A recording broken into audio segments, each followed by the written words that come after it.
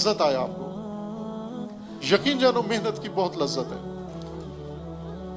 پاکستان میں ایسا کوئی ہوٹل نہیں ہے جو اتنا لذیذ کھانا بنا سکے جتنا لذت کے کمائی ہوئے مال کی محنت کے کمائی ہوئے مال کی لذت ہے. کھا کے دیکھو, تجربہ کر کے دیکھو. یہ جوان سٹوڈنٹس گھر سے پیسہ لینا چھوڑ دو, محنت کرو, پڑھو بھی ساتھ محنت بھی کرو. لاہور کے اندر بہت مواقع ہیں, آپ لوگ ایک ٹائم پہ یونیورسٹی میں جاؤ, ایک ٹائم پہ کام کروا کر. امام خمینی کا رول ماڈل ایک مولانا تھے حسن مدرس. امام خمینی اسی ایک سے متاثر تھے, باقیوں کو سمجھتے تھے ان کی روشیں ٹھیک نہیں ہیں. ایک بزرگ سے بہت متاثر تھے, سید حسن مدرس. یہ سیاسی بھی تھے اور یہ عالم دین تھے, مدرس تھے. یہ جن کا جملہ ہے کہ ہمارا دین ہماری سیاست ہے اور ہماری سیاست ہمارا دین ہے, یہ انہی کا جملہ ہے حسن مدرس کا جو امام خمینی نے فرمایا تھا. یہ بزرگوار اتنے بڑے جید عالم تھے. ان کا کام کیا تھا, توجہ فرمائیں. یہ ایک ٹائم پہ پڑھاتے تھے مدرسے میں اور ایک ٹائم پہ یہ لوگوں کے گھروں کی لپائی کرتے تھے.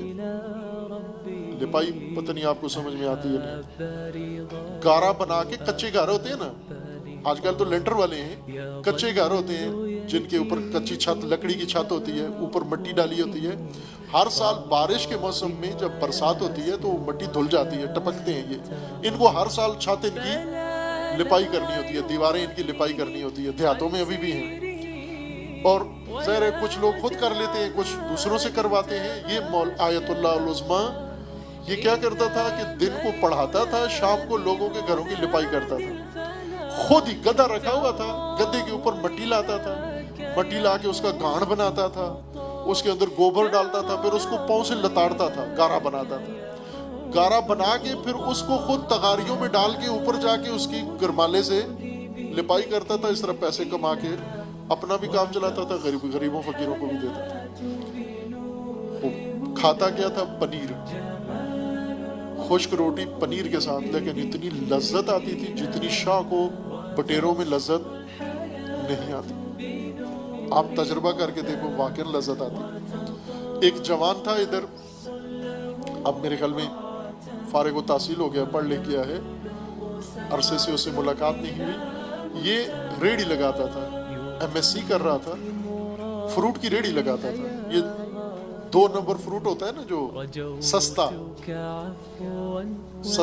ایک تو ہوتا ہے مہنگا فروٹ جو ماڈل ٹاؤن والے خریدتے ہیں, ڈی ایچ اے والے خریدتے ہیں. ایک ہوتا ہے عام سستا فروٹ جو چھوٹے آبادیوں والے خریدتے ہیں, گجر کالونی والے خریدتے ہیں. جو وہ یہ فروٹ لگاتا تھا. شام کو ریڑھی, دن کو یونیورسٹی پڑھتا تھا, ایم ایس سی کا اسٹوڈنٹ تھا ظاہراً, اور پھر شام کو آ کے فروٹ لگاتا تھا. اور ایک پیسہ گھر سے نہیں لیتا تھا بلکہ بچا کے گھر بھی بھیجتا تھا.